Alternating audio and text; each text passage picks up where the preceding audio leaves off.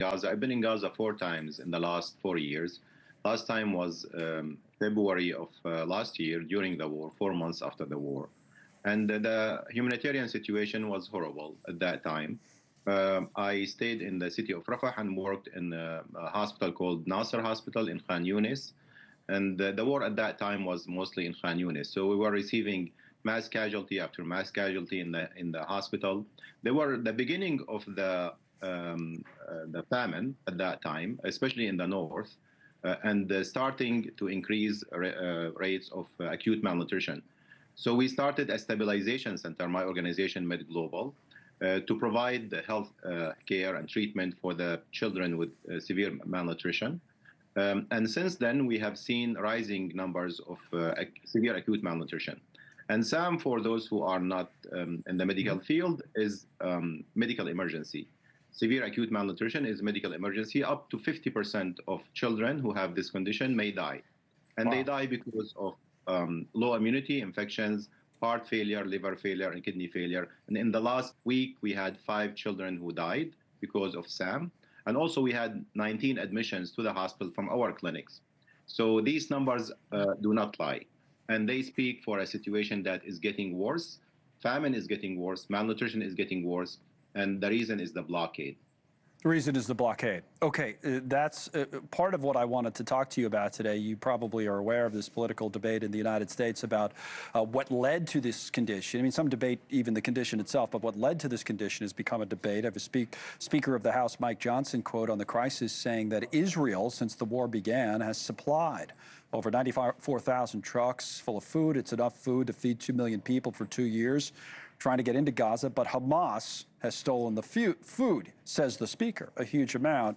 New York Times had that story that Geraldo and I alluded to a few minutes ago, that there is, in their headline, no proof Hamas routinely stole UN aid. This is according to Israeli military officials speaking to the New York Times.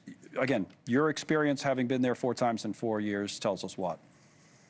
My experience that the civilians are suffering regardless of the pointing fingers. And, these pictures and scenes do not lie.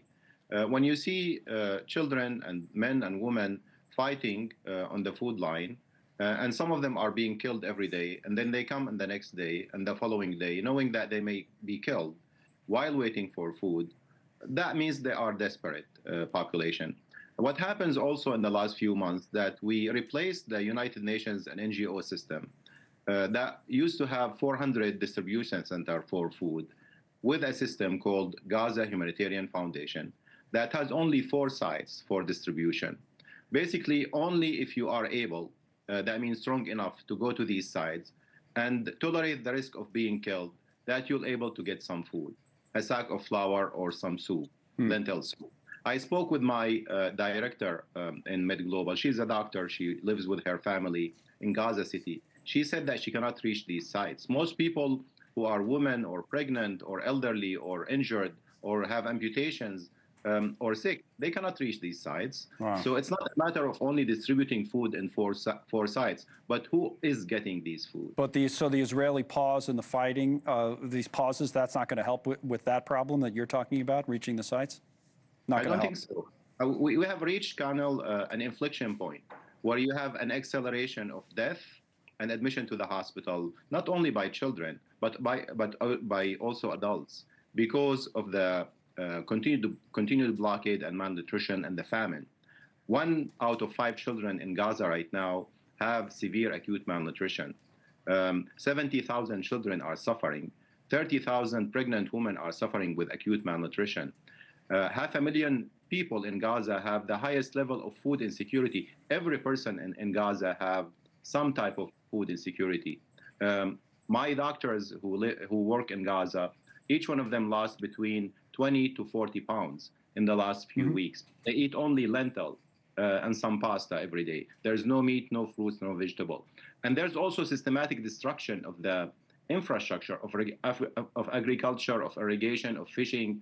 So only giving food like this will not sustain the population. We need to have a ceasefire like Geraldo mentioned. And we need to open the borders for not only 20 trucks, but 1,000 trucks every day.